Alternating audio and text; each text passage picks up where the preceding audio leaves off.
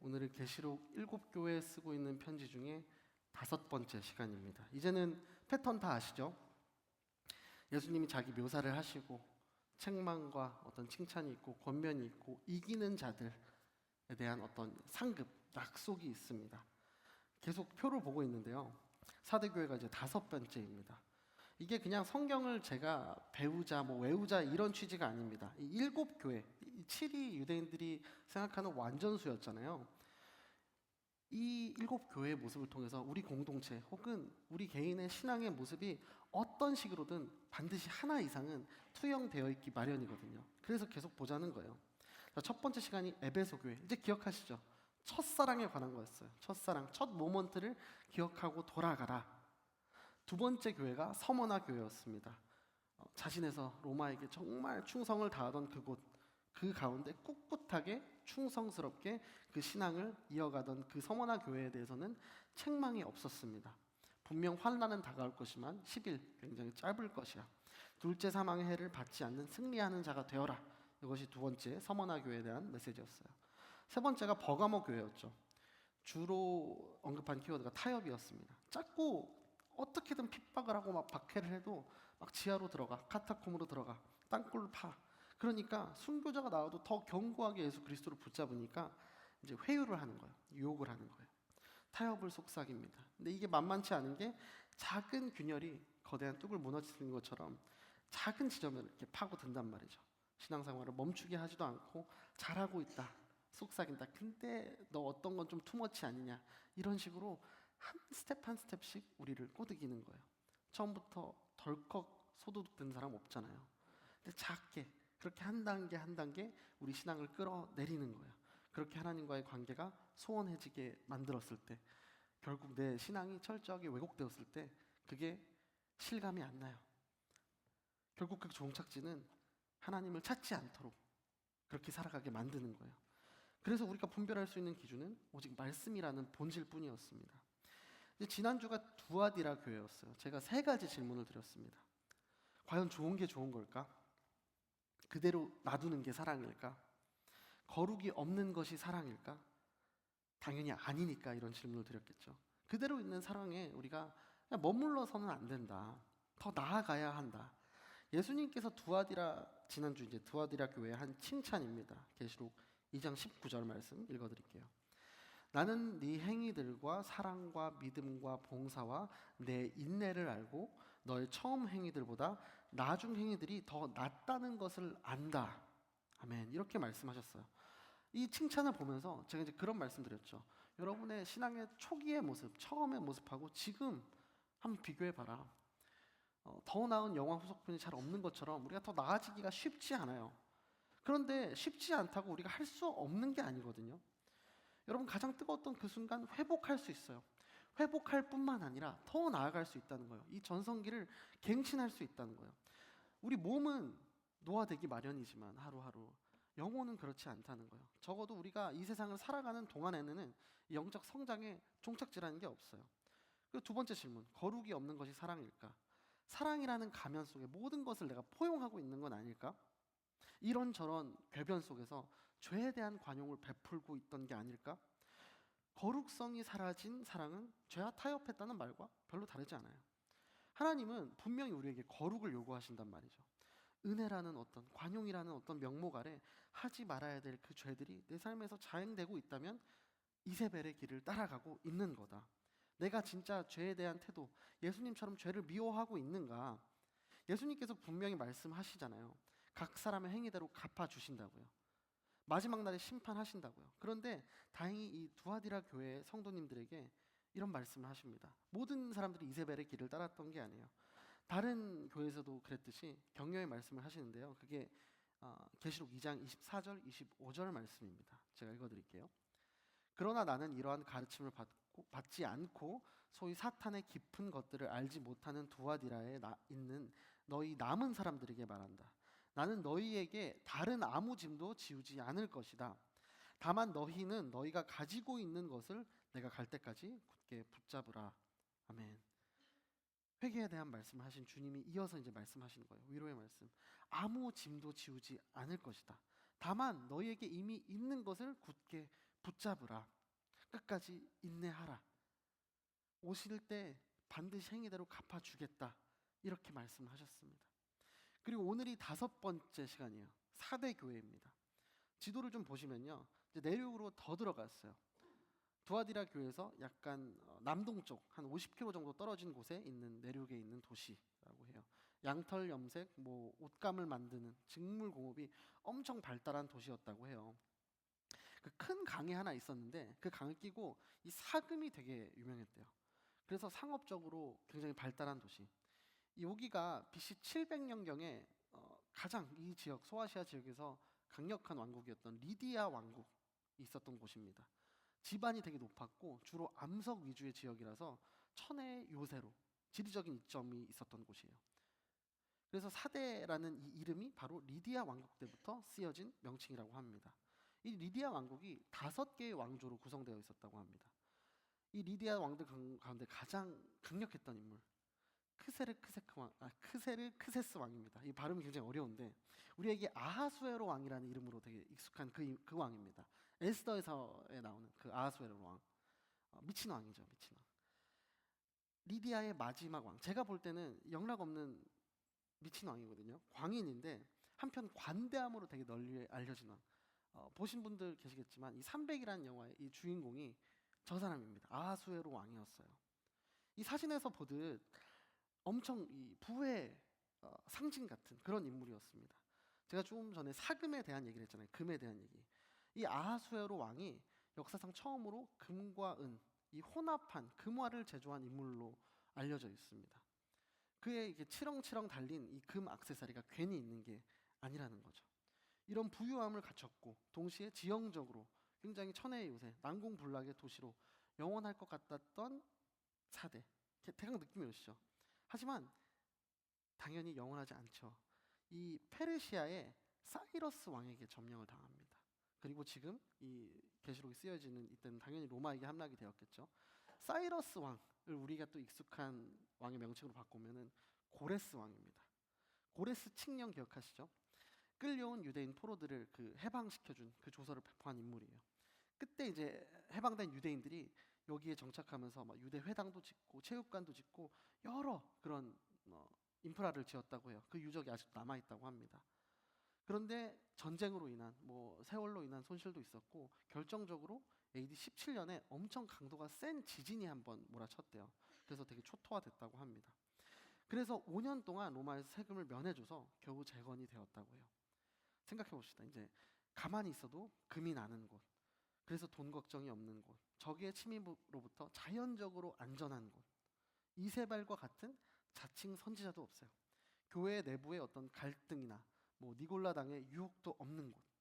대충 느낌이 오시죠? 이런 것들이 합쳐지면 어떤 결과가 나올까? 자, 오늘 본문 1절 제가 읽어드릴게요.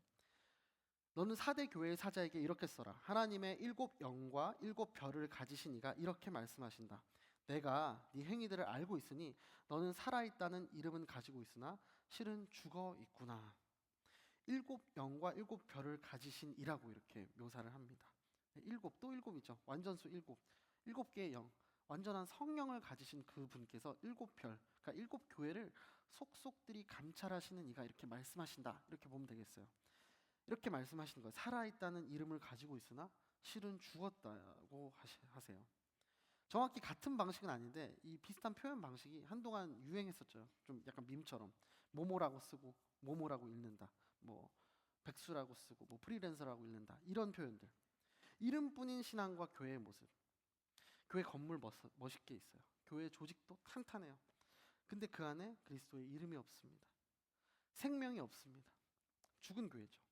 이름은 가지고 있으나를 영어 성경에는 reputation이라는 말을 쓴 번역이 있더라고요. 뭐예요? 명성은 있으나 죽은 교회라는 거예요. 우리가 앞서 살펴본 제가 4개의 교회 메시지를 잠깐 요약을 했는데 참 다르죠. 박해 없어요. 핍박 없어요. 내부적인 갈등도 없고 이단의 유혹도 없어요. 어쩌면 4대 교회가 뭐 겉모양이 화려했을 테니 아마도 규모가 굉장히 큰 교회였을 수도 있겠다 이런 생각이 들어요.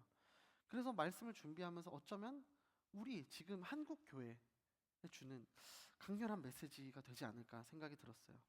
예배 시간별로 있고 요일별로 있어요. 성경 공부 하고 싶으면은 얼마든지 잘 짜여진 시스템에 내가 들어가기만 하면 되죠. 순모임, 뭐 1대1, 바이블 아카데미, 그 외에도 찾아서 하려면 할 수 있는 커리큘럼이 또 얼마나 많은가요? 사대 교회도 이런 탄탄한 시스템을 갖고 있어서 그래서 좋은 명성, 레퓨테이션이 자자했던 그런 교회가 아니었을까? 겉모습이 참 번지르르해요. 근데 주님께서는 이제 죽었다. 책망함을 듣는 교회. 왜요? 죄와의 사투는 없어요. 싸울 동력이 없어요. 정확히는 싸울 동기 자체가 없는 거예요. 왜요? 영적 갈급함이 없으니까. 이게 무슨 뜻인가? 예수님이 하신 말씀 한 구절을 좀 가져와 볼게요. 마태복음 9장 11, 12절입니다. 이것을 본 바리새파 사람들이 예수의 제자들에게 물었습니다. 어째서 너희 선생님은 세리들과 죄인들과 함께 어울려 먹느냐? 이 말을 듣고 예수께서 말씀하셨습니다. 건강한 사람에게는 의사가 필요하지 않으나 병든 사람에게는 의사가 필요하다. 아멘. 예수님께서 하신 수많은 비유 중에 뭐 해석 난이도가 그렇게 높지는 않은 말씀이죠. 나는 병을 고치러 온 사람인데 아픈 사람을 만나야 이 존재 가치가 있는 거 아니냐. 분명해지는 거잖아요. 큰 의미에서는 당연히 전 인류를 상대로 하신 말씀이지만 지금은 누구를 타겟팅하는 거예요? 바리새인들, 위선자들을 타겟팅하는 거예요. 제가 2024년 마지막 날 12월 31일 날 열이 엄청 올랐어요. 타이레놀을 아무리 먹어도 해열이 안 되더라고요. 그래서 병원에 갔습니다. 이 독감 검사가 비급여래요. 그래서 되게 비쌌어요. 근데 결과가 양성이었어요. 제가 십수년 만에 마지막 독감이 언제였는지도 기억이 안 나요. 독감에 걸렸습니다. 오늘 교회에 와서 섬기면서 처음으로 송구형신 예배를 참석을 못했어요. 그 할애에 참석을 못했습니다. 그래서 많은 분들이 연락이 왔어요. 목사님 뭐 잘못하셨어요? 무슨 문제 생기냐고 어디 가시냐고 이렇게 연락이 왔어요. 신경 써주신 분들 감사드립니다. 근데 여튼 제가 정신 못 차리게 아팠거든요. 근데 제가 가지고 있는 이 독감 바이러스를 정확히 이렇게 죽이는 약이 있더라고요. 그래서 수액을 맞고 열이 내려갔습니다. 다행히 며칠 안에 이제 낫고 청년부 리더십 컨퍼런스에 합류했습니다. 근데 여러분 한번 생각해 보세요. 만약에 내가 아파요. 아픔을 느끼지 못해요. 바이러스가 내 몸에 침투를 했는데 발열과 같은 어떤 사인이 없다면 안 아파서 좋다. 이렇게 말할 수 있을까요? 고통이 느껴지지 않는다면 상처가 있는 것을 우리는 어떻게 알 수 있을까요? 내 몸이 아프다는 거 뭐예요? 내 몸에서 신호를 주는 거잖아요. 너 이렇게 막 살더니 그렇게 될 줄 알았다. 꿀 좋다. 이렇게 뭐 아이톨즈 몸 놀리는 게 아니잖아요. 이 몸땡이 주인아 정신 차려 이 신호를 주는 거잖아요. 야 운동을 하든 뭐 식단을 관리해서 밀가루를 줄이든 병원을 가든 뭔가를 하라는 신호잖아요. 그 신호를 우리가 계속 무시하면 어떻게 돼요? 작은 병이야 잠깐 뭐 자가적으로 몸에서 날 수 있지만 결국 그것들이 누적이 되면은 결국 죽음이라는 종점에 갈 수밖에 없습니다. 지금 4대 교회가 그런 거예요. 모양은 있지만 이름과 이 레퓨테이션은 있지만 죽었다 칭함을 받는 교회. 근데 중요한 거는 자기가 아픈지도 모르고 죽어가는지조차 모른다는 거예요. 아픔을 느끼지 못하고 영적으로 자기 자신의 상태가 진단이 안 되면 착각 속에 사는 거예요. 나는 괜찮구나 하는 착각 속에 사는 거예요. 외적인 명성이 있는 곳들 특징이 어떻게 돼요? 화려함이 있죠. 눈에 보이는 어떤 스페셜한 특별함이 있어요.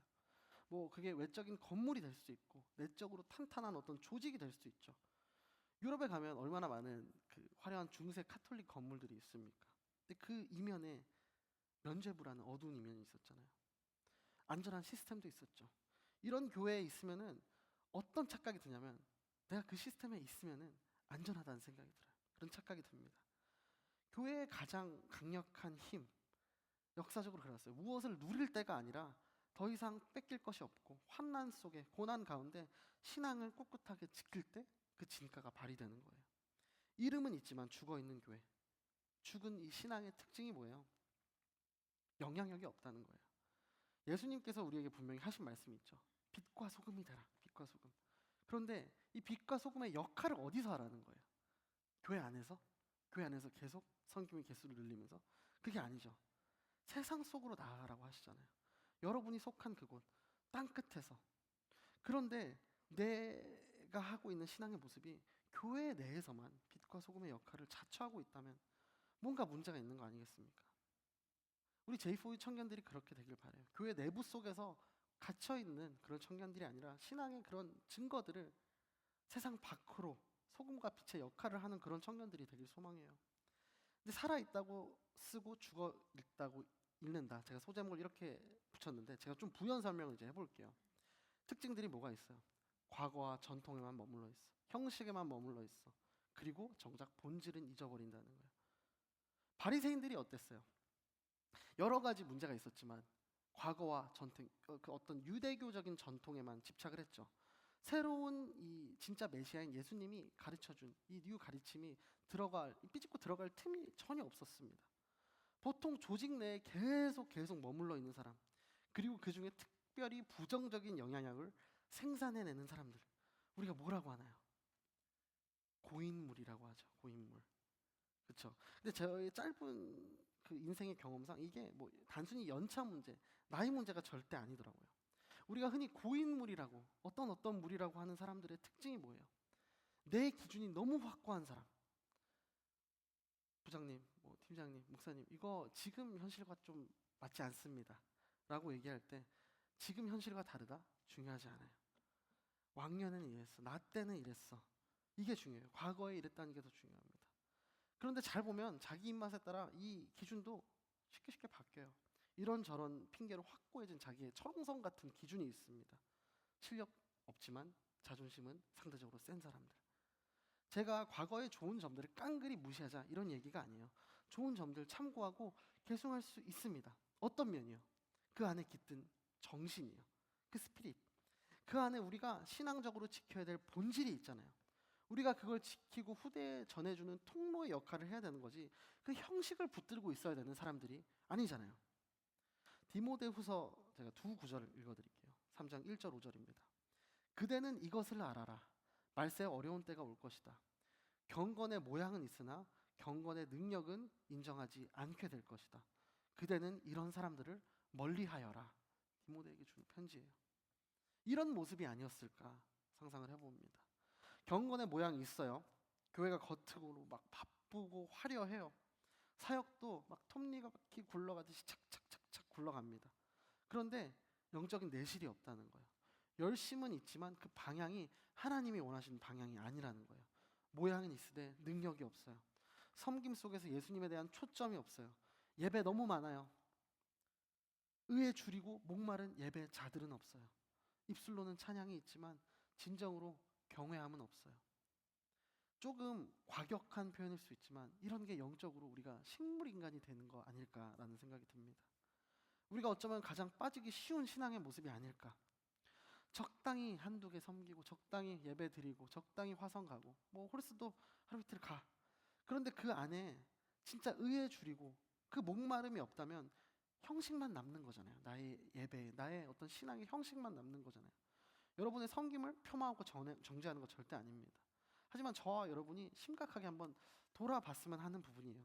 죽지는 않은 상태지만 죽은 것이나 다름없는 바이탈만 이렇게 뛰고 있고 생명이 유지되고 있는 그런 상태로 내가 가고 있는 건 아닌지. 중요한 건 뭐예요? 과거에서 벗어나는 거? 뭐 중요해요. 그런데 정말 중요한 건 어떻게 벗어나느냐. 그냥 벗어나는 것이 중요한 게 아니라 이 본질을 붙잡는 게 중요한 거죠. 나와 본질, 예수 그리스도와 나와의 그 관계, 거기에 본질이 있는 거예요. 예수 그리스도, 말씀. 가장 그걸 내 신앙의 우선순위로 두지 않으면 어떤 뭐 교회도, 어떤 공동체도, 어떤 순도, 어떤 개인의 신앙의 모습도 영향력이 생길 수가 없습니다. 예전에 하용정 목사님이 하신 표현 중에 그런 표현이 있었어요. 교회 영적 건강함의 기준이 이 시팅 캐파시티가 아니라 샌딩 캐파시티다. 그러니까 앉는 예배 인원의 어떤 캐파가 아니라 보내는 캐파라는 말씀을 하셨어요. 빛과 소금의 역할을 그냥 교회에서 하는 데만 치중하고 있는 공동체 혹은 나의 모습이라면 4대 교회의 길을 내가 자처하고 있는 걸지도 몰라요. 규모는 커지는데 세상을 변화시키는 그 영향력은 소멸되고 있는 걸지도 모릅니다. 그런 4대 교회에 예수님께서 이제 말씀을 하십니다. 오늘 본문 2절입니다. 너는 깨어서 죽어가는 남은 것을 굳건히 하여라. 나는 네 행위들이 하나님 앞에 온전케 된 것을 찾지 못했다. 무슨 말씀이세요? 살고 싶다면 깨어나라는 거예요. 영어로 굉장히 직관적으로 번역이 되어 있어서 제가 밑에 이제 표기를 했는데 웨이크업이에요. 웨이크업. 영적인 잠에서 일어나, 깨어나라는 거예요. 요즘 너무 추워졌어요. 진짜 너무 추워졌죠. 이렇게 추울 때 밖에서 잘못 뜨면 어떻게 돼요? 큰일 나죠. 동사합니다. 말로 야 일어나 일어나 일어나, 추워, 이런 데서 자면 안 돼. 안 되면 토닥토닥 해야 되고, 안 되면 어떻게 해야 돼요? 흔들고, 안 되면 때려서라도 깨워야 되지 않습니까? 왜요? 깨어나지 않으면 죽으니까. 데살로니가전서 5장 말씀 제가 몇 구절 읽어드릴게요. 여러분은 모두 빛의 아들들이요 낮의 아들들이기 때문입니다. 우리는 밤이나 어두움에 속하지 않았습니다. 그러니 우리는 다른 사람들처럼 자지 말고 오직 깨어 정신을 차립시다. 잠자는 사람들은 밤에 자고 술 취하는 사람들도 밤에 취합니다. 그러나 우리는 낮에 속한 사람들이니 정신을 차리고 믿음과 사랑의 가슴바지 갑옷을 입고 구원의 소망의 투구를 씁시다. 아멘. 조금 더 직설적이죠. 웨이크업을 여기 뭐라고 했어요? 정신 차리래요. 정신 차리라고. 책망 같은 위로 같은 책망을 해주십니다. 남은 것을 굳게 하라고 오늘 말씀하셨죠. 사대의 이 뜻이 남은 자, 도망쳐 나온 자라는 뜻이 있거든요. 묘하게 겹치는 부분이 있는 것 같아요. 그러니까 예배와 사역들이 전부 잘못되었다는 것이 절대 아니고요. 접근하는 우리들의 마음의 중심을 보자는 거예요. 우리가 빛의 아들, 이 낮의 아들들처럼 정신 차리고 전신갑주 딱 입고 소망의 투구를 쓰고 있냐? 아니면 그렇지 않으면 정신 차리라고, 일어나라고 얘기하시는 거예요. 여러분, 신앙이 민주주의처럼 다수결의 원칙을 따르는 게 아니죠. 소수라 할지라도 남은 것을 굳건하게 지키는 사람, 오늘 말씀처럼 오직 주님 앞에서만 엎드리고 이 좁은 길을 쫓아가는 그 사람들, 그게 하나님이 원하시는 공동체, 교회의 모습이었던 거예요. 그리고 이제 구체적으로 어떻게 하실지 오늘 본문 3절에서 말씀을 해주십니다. 그러므로 너는 어떻게 받고 들었는지 기억해 순종하고 회개하여라. 만일 내가 깨어있지 않으면 내가 도둑같이 올 것이니 내가 어느 때 내게 올지 내가 결코 알지 못할 것이다. 아멘. 세 개의 명령이 있어요. 기억하고 순종하고 회개하라고 하십니다. 기억하라는 걸 다른 한글 번역에서는 생각하라고 되어 있어요. 무엇을 생각하래요? 어떻게? how를 생각해요. how를. 내가 어떻게 은혜를 받았고 어떻게 예수님을 만났고 그런 순간들을 기억하라는 거예요. 내가 과거를 동경하고 집착하고 거기서 머무르는 것이 아니라 어떻게 내가 성령님과 동행했는지 그 순간을 기억하라는 거예요. 하나님의 말씀을 기억하고 그 은혜를 기억하고 이걸 기억하면 돌아갈 수 있다는 힌트가 여기 있는 거죠. 사대 교회는 그들이 받아들였던, 들음으로 믿음을 가졌던 그 진리의 말씀을 기억하지 못했던 거죠. 그런데 이제 더 말씀하십니다. 기억하는 데서 멈추는 게 아니라 순종하라고 되어 있어요. 두 번째가. 다른 번역에서는 지키라고 되어 있습니다. 식물인과 같은 그런 모습으로 돌아가지 않고 새롭고 목적이 분명한 인생을 제대로 살 수 있으려면은 순종하라는 거예요. 그 기억한 거를 지키라는 거예요. 여러분, 지키라는 말이 뭐예요? 뭐 규칙을 지켜라 이런 말 할 때 쓰잖아요. 우리가 뭐 파란불에 길 건너야 돼, 빨간불에 건너지 마, 뭐 이런 단순한 규칙들, 도둑질하면 안 돼. 여기에 중간지대가 있나요? 절대로 없습니다. 지키든 못 지키든 그냥 흑백입니다. 그렇죠? 낮이면 낮, 밤이면 밤, 한쪽에 속하게 되는 것이 신앙생활인 거예요. 그래서 여러분 드리고 싶은 말씀이 대충 하지 말라는 거예요. 여러분 그 어떤 것, 특별히 신앙생활은 교회 잘 다니는 것으로 그냥 만족되는 게 아닙니다. 예배가 무너지고 있는데 내가 섬김을 한다, 안심하지 말라는 거예요. 너희가 받았고 들었던 그 진리를 기억하는 것 더 넘어서서 빼앗기지 않도록 지키라는 거예요. 진리에 거할 수 있도록 그렇게 붙잡고 있으라는 얘기입니다. 그리고 마지막으로 회개하라고 말씀하시죠. 그리고 목마르면 어떻게 해야 돼요? 물 마셔야죠. 수분을 섭취해야 됩니다. 우리가 물 그림을 본다고 간절하게 물에 대해서 묵상한다고 내 수분이 보충되지 않아요. 체수분이 올라가지 않습니다. 생명을 잃은 교회가 생명을 회복하기 위해서는 돌아가는 방법밖에 없는 거예요. 주님께로 돌아가는 것. 그 키가 회개라는 거예요. 회복을 위한 처방, 다시 정리를 하면은 굳건하게 생명의 해가 되는 것, 죄로부터 회개하는 거예요. 기억하고 생각하고 순종하고 지키고 회개하라는 겁니다. 그런데 여러분 기억하셔야 되는 게 이 모든 것에 골든타임이 있다는 거예요. 무한정 시간이 주어지는 게 절대 아니라는 말입니다. 3절 하반절에 이렇게 되어 있죠.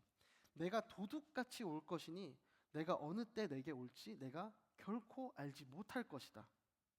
이 초기의 시간, 어떤 운명이 결정되는 어떤 본질적인 정말 결정적인 그 시간. 우리가 뭐 누가 심장마비 왔을 때 CPR 하는 거 배우잖아요. 누가 뭐 피를 많이 흘리면은 지혈하는 법을 배우고 골든 타임이 다 있잖아요. 이 육신의 생명을 구하는 데만 적용되는 개념이 아니라 당연히 영적인 측면에서도 적용이 된다는 거예요. 오늘 본문에서 그대로 있으면 너 죽어. 지금 마지막 때야. 일어나. 깨어나. 이렇게 말씀하시는 거예요. 우리가 다윗을 한번 생각해 봅시다. 다윗이 얼마나 많은 시편을 썼어요. 여호와는 내 목자시니 내가 부족함이 없다고 그렇게 너무나 참 기라성 같은 그런 시들을 많이 썼죠. 나를 수렁에서 건지실 분이 오직 여호와뿐이다. 그런데 이 배경이 여러분 아시는 것처럼 평안할 때가 아닙니다. 쫓길 때, 목숨의 위협을 받을 때, 사울에게 쫓기고 자기 아들에게 쫓길 때 그렇게 고난과 낭망 앞에서 아이러니하게 하나님만을 찬양하는 거예요. 그런데 이스라엘이 어느 때보다 태평성대했을 때 바로 그때 다윗이 무너진 거 우리는 알잖아요. 밧세바와 그 간음한 사건이 정말 평안할 때 일어났죠. 사대교회에 비슷한 명맥이 있죠.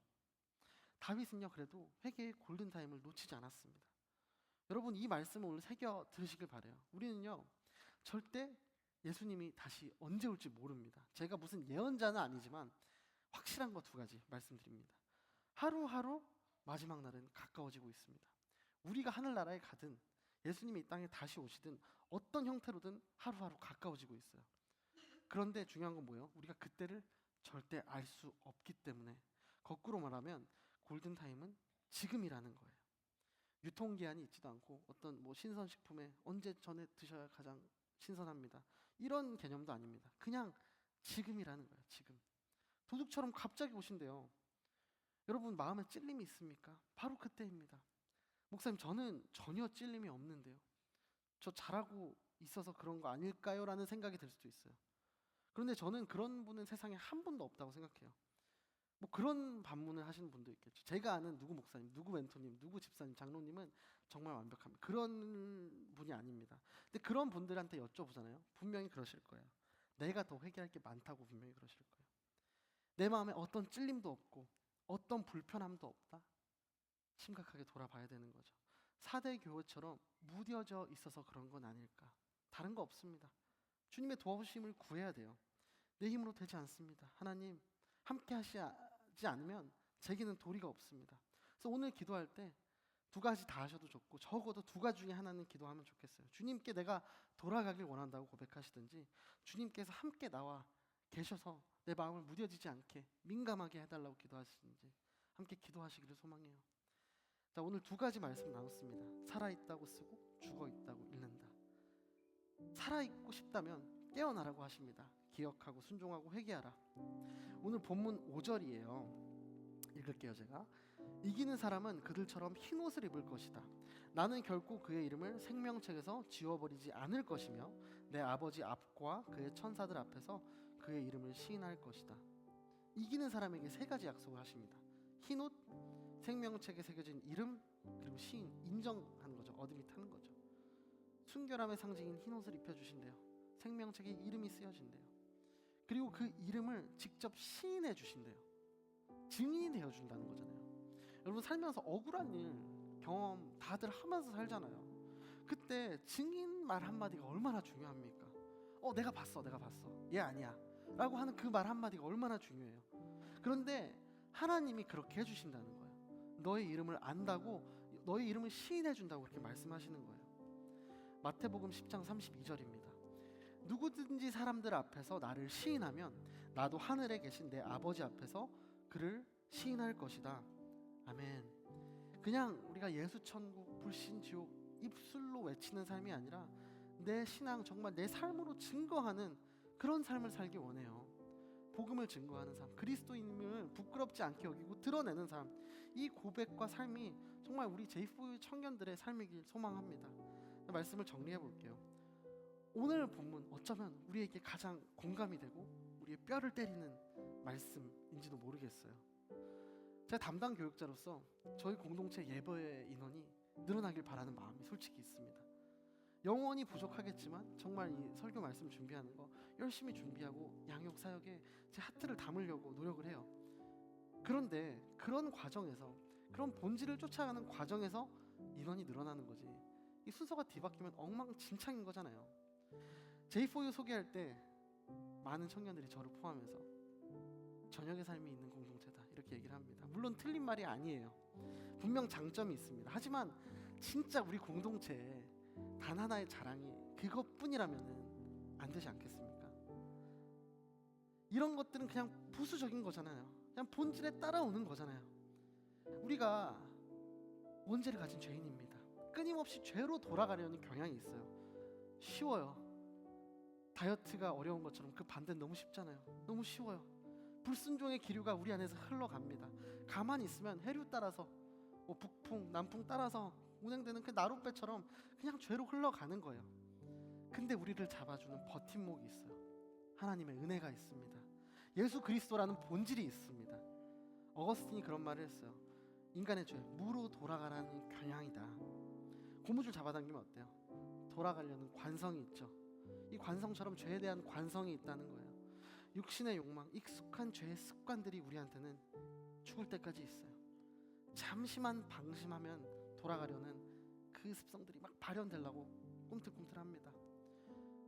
사랑하는 J4U 청년 여러분, 우리의 신앙생활은 팽팽한 영적 긴장감을 유지해야 돼요.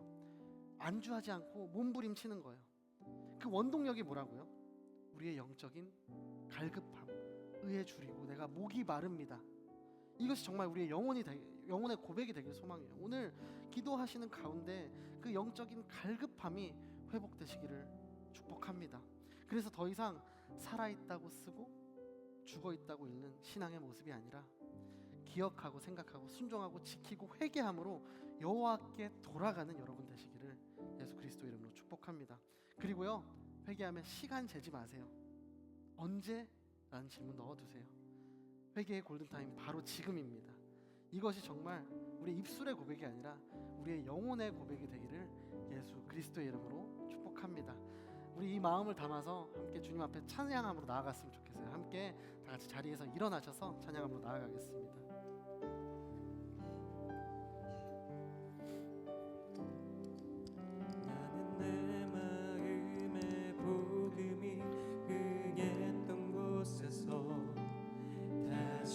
아버지를 만나고 주님 내 마음의 연약한 눈물의 끝에서 또 나를 반겨주시네. 작다 생각했던 그의 부르심 다시 나를 회복해 하시네. 다시 일어나 주를 예배함이 내 모든 기쁨이 되리. 그의 기쁨 되어 삶의 순간을 주께 다 내어드리리. 다시 처음부터 고백하겠습니다. 내 마음의 복음이 흥했던 곳에서 다시 아버지를 만나고 주님 내 마음의 연약한 눈물의 끝에서 또 나를 반겨주시네. 작다 생각했던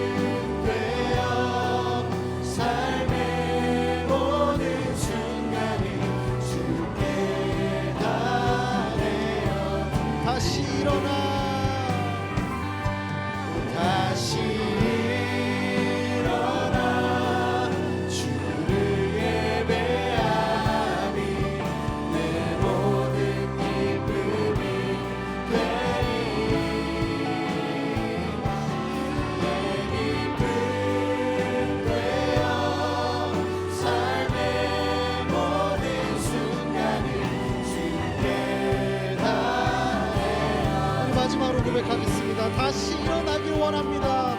다시 일어나 주를 예배하는 내 모든 기쁨이 내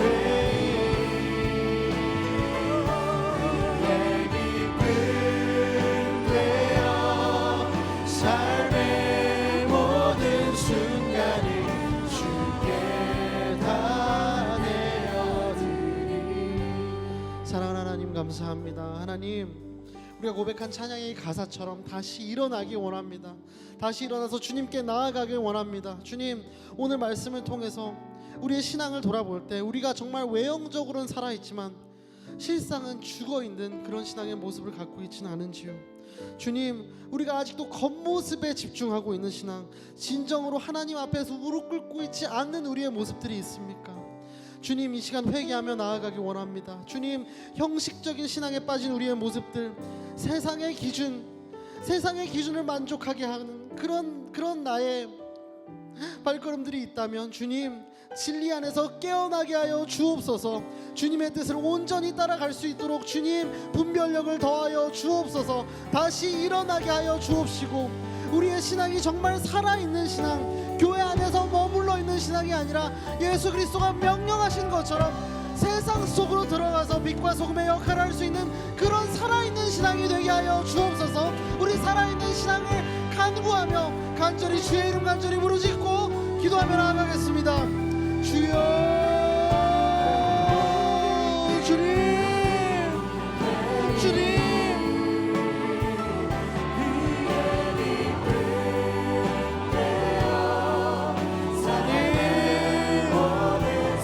외형적으로는 살아있지만 아직도 과거의 전통에 얽매이는 나의 신앙의 모습들, 과거에 하던 대로 그 형식에 빠져있는 나의 신앙의 모습들이 있습니까? 주님, 진정으로 하나님 앞으로 나아가기 원합니다.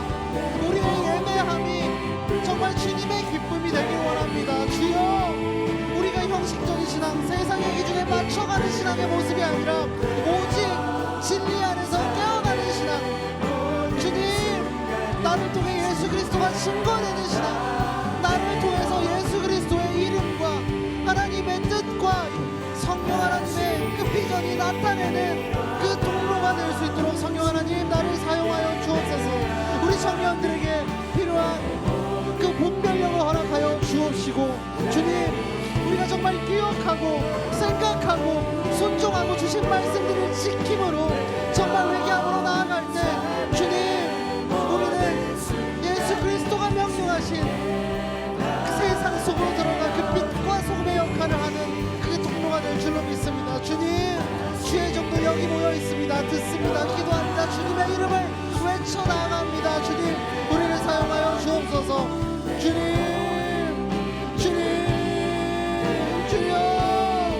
주여, 나의 모든 생각과 나의 모든 행동과 나의 모든 언어가 주님의 기쁨이 되게 하여 주옵소서. 성령 하나님, 그렇게 나를 빚어가 주옵소서. 주님, 나를 사용하여 주옵소서. 주님, 힘을 잃은 청년들, 의에 줄이고 목이 마르지 않는 청년들, 주님 기억하여 주옵시고, 주님, 영원히 마르지 않는 그 생명의 물을, 생수를 그들에게 공급하여 주실 주님을 바라보게 하여 주옵소서. 주여, 주님, 하게 하여 순종하게 하여 주옵소서. 이 시간 한 번 더 기도할 때 예수 그리스도라는 본질을 쫓아가길 원합니다. 그렇게 기도했으면 좋겠어요. 예수 그리스도가 말씀하신 그 좁은 길, 결코 녹록치 않지만 주님, 따라가길 원합니다. 하나님과의 관계 속에서 진정한 그 신앙의 모습을 나타내는 우리 한 명 한 명 청년들이 될 수 있도록 주님 역사하여 주옵소서.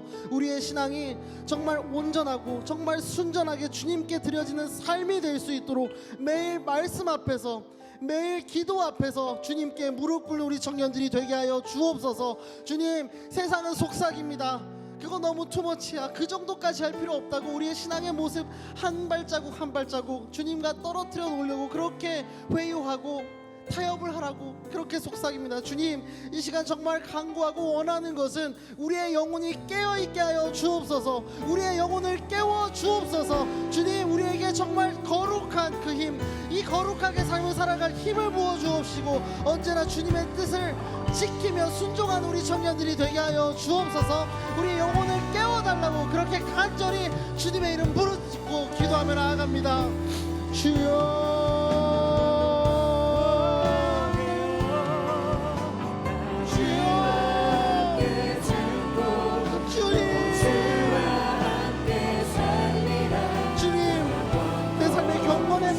있지만 그 본질이 변화되어 있지 않습니까? 형식은 있지만 섬김은 있지만 그 마음의 중심을 아시는 주님께서 보시기에 정말 나의 마음이 주님 보시기에 정결합니까? 주님, 그렇지 않다면 주님 깨달아 알게 하여 주옵소서. 내 마음에 찔림을 주시고 나의 마음에 불편함을 주셔서 주님 다시 한번 주님 앞에 무릎 꿇을 수 있도록 주님 우리 청년들을 인도하여 주옵소서. 주여, 세상의 기준 앞에서 나를 붙여보는 것이 아니라 말씀과 기도 앞에서 예수 그리스도 앞에서 주님 나를 비춰보는 우리 청년들이 될 수 있도록, 그러므로 늘 그들의 영혼이 깨어있을 수 있도록 주님 그들에게 말씀하여 주옵소서. 그들의 영혼이 깨어있음으로 말미암아 주님의 말씀에 정말 긴밀하게 성밀하게 반응하는 청년들 될 수 있도록 주님 인도하여 주옵소서. 주여, 사단은 끊임없이 우리에게 속삭입니다. 그 정도면 됐다, 그렇게까지 할 필요 없다고 그렇게 우리에게 유혹을 합니다. 타협을 제시합니다. 주님, 이 시간 바라고 원하는 것은 내 안에 그 삶의 기준들, 우선순위가 정말 주님으로부터 시작되게 하여 주옵소서. 예수 그리스도라는 본질로부터 나를 떠나지 않게 하여 주옵소서.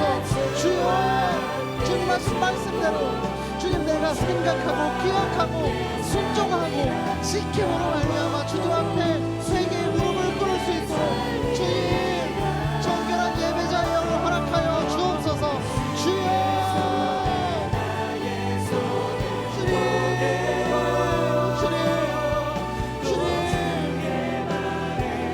우리의 모습들, 우리의 신앙의 모습들이 교회 안에서 머무는 신앙이 아니라 정말 살아있는 신앙, 내 안을 가득 비우사 예수 그리스도만이 나의 자랑이 되는 신앙, 나의 삶의 모습을 통하여 예수 그리스도가 증거되는 인생들 될 수 있도록 주님 역사하여 주옵소서. 주님, 나의 모든 한 가지 자랑 예수 그리스도가 되게 하여 주옵소서. 주님, 그런 그분과의 손을 보게 나아갑니다. 주여, 주님, 주여,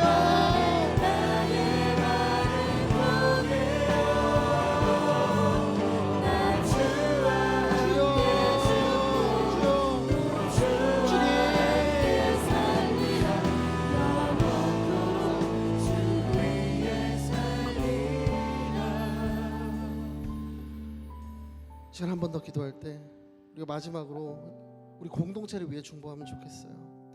어쩌면 오늘 주신 말씀이 우리 공동체를 향해서 주님 주시는 정말 맞춤형 말씀일지도 모릅니다. 주님, 내가 아직도 과거의 형식에 얽매이고 있는 우리의 모습들이 있다면 사랑 없이 거룩 없이 그저 예배 그냥 습관대로 섬기는 것처럼 그렇게 살아가고 있는, 그렇게 행하고 있는 나의 신앙의 모습이 있다면 주님 깨달아 알게 하여 주옵소서.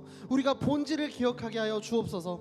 주님, 우리의 영혼을 깨워 주시사 우리가 다시 한번 무릎 꿇고 회개함으로 정결한 예배자의 영을 구하며 나아갑니다. 주님, 우리가 교회 안에 머무는 공동체 청년들이 아니라 정말 세상 밖으로 나아가서 우리를 부르신 그곳에서 빛과 소금의 역할을 감당할 수 있는 청년들이 되게 하여 주옵소서. 주님, 그러기 위해서 우리 힘으로는 부족합니다. 우리는 연약합니다. 하지만 주님께서 함께 하실 때 우리는 감히 세상 밖으로 나아갑니다. 이리의 소굴로 나아갑니다. 주님, 나와 함께 하여 주옵소서. 주님께서 함께 하실 때 성령의 능력을 입고 나아갈 때 나를 통해서 예수 그리스도의 이름과 예수 그리스도의 능력과 예수 그리스도의 모습들이 증거되는 그 통로가 되게 하여 주옵소서. 주님, 나를 비우고 오직 예수 그리스도로 나를 가득 채우사 나의 한 가지 자랑이 예수 그리스도가 되게 하여 주옵소서. 마지막으로 우리 이런 청년들이 가득한 J4U가 되게 해달라고 우리 J4U를 올려드리며 주님께 기도하며 나아가겠습니다.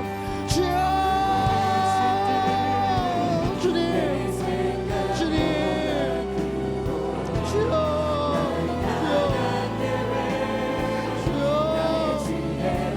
우리의 공동체를 돌아옵니다. 주님 함께하며 나아갑니다. 주님의 긍휼함을 구하며 나아갑니다. 주님의 뜻을 온전히 이루기 정말 각자의 주님을 나아가기 원합니다. 주여 아직도 우리의 옛 모습이 있습니까? 옛 사람의 모습, 분명히 빛으로 우리를 건져 주셨는데도 불구하고 익숙한 죄의 자리로 돌아가려는 우리의 모습들이 있습니까? 옛 사람의 옷을 주섬주섬 챙겨 입는 우리의 모습들이 있습니까? 주여 우리를 정결케 하여 주옵소서. 우리를 정결케 하여 주옵소서. 주님, 우리의 고백이 그렇게 되길 원합니다. 내가 주님 한 분만으로 만족합니다. 주님의 얼굴 구하며 나아갑니다. 주의 동행하심이 나에게 내 삶에 있어서 가장 큰 기쁨입니다. 이것이 우리의 입술의 고백이 되게 하시고 우리의 소망의 고백, 우리의 영혼의 고백이 되게 하여 주옵소서.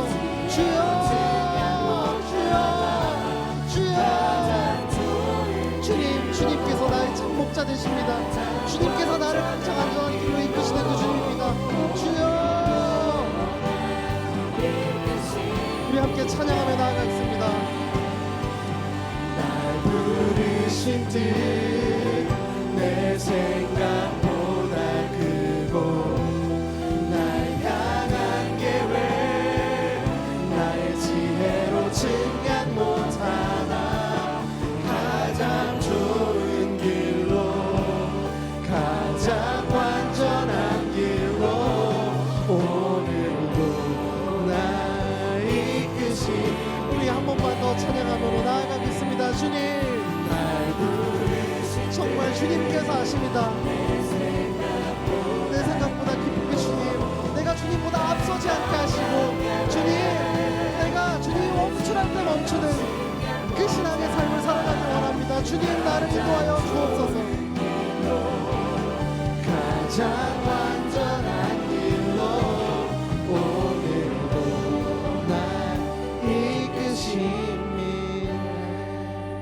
사랑하는 하나님, 감사합니다. 하나님, 오늘 주신 말씀 기억하며 기도합니다. 주님, 우리가 외형적으로는 살아있으나 여전히 과거와 형식과 세상의 기준을 쫓아가고 있는 우리의 모습이 있지는 않은지요. 우리가 아직도 이 마음의 중심을 보시는 주님이신데 겉모습에 집중하고 있는 우리의 모습이 있지는 않은지요. 주님, 오늘 말씀 기억하며 기도합니다. 우리가 기억하고 생각함으로, 주님의 뜻을 생각함으로 순종하며 그 뜻을 지키기 위해 살아가는 자들 되게 하여 주옵소서. 그러기 위해서 주님 앞에 무릎 꿇어야 함을 믿습니다. 주님, 우리가 무릎 꿇어오니 정말 회개의 그 영을 부어 주옵시고, 주님, 그 회개의 영으로 말미암아 우리에게 정결한 그 예배자의 영, 내가 목이 바릅니다, 내가 의의 줄입니다, 이것이 우리의 영혼의 고백이 되게 하여 주옵소서. 주님, 우리의 영혼을 깨워 주시사 우리가 정말 이 세상에 속한 사람들이지만 이 세상에서 하늘나라, 그 하나님 나라의 뜻과 기준을, 하나님 나라의 그 가치를 가지고 세상과 넉넉히 싸워 이기는 우리 청년들이 가득한 우리 공동체, 그렇게 공동체를 사용하시고 또 세워 주옵소서. 사랑하는 하나님, 우리의 신앙이 정말 온전하고 순수하게 정말 주님께 올려지는 그런 신앙의 모습이 될 수 있도록 매일매일 세상의 기준이 아닌 하나님이라는 예수 그리스도라는 본질 앞에 우리가 서길 원합니다. 주님, 정말 내가 하나님과 함께하는 것이 나의 기쁨입니다. 내가 주님 얼굴 구하며 나아갑니다. 주님과 함께하는 것이 나의 가장 큰 기쁨입니다. 이것이 우리의 입술의 고백이 아니라 우리의 영혼의 고백이 되게 하여 주옵소서. 주님, 우리에게 거룩하게 살아갈 힘을 주시는 주님께 정말 우리의 모든 것을 올려드립니다. 주님의 뜻에 순종하며 나의 기도 제목을 열거하는 우리 청년들이 아니라 주님의 뜻을 품고 주님의 꿈을 꾸며 주님의 비전을 꾸며 살아가는 우리 제4의 청년들 한 명 한 명 될 수 있도록 주님 그들의 삶을 다스려 주옵소서. 그렇게 인도하실 주님께 모든 것 맡겨드리며 살아계신 예수 그리스도 이름으로 기도드립니다. 아멘. 우리 살아계신 하나님께 영광의 박수 올려드리겠습니다.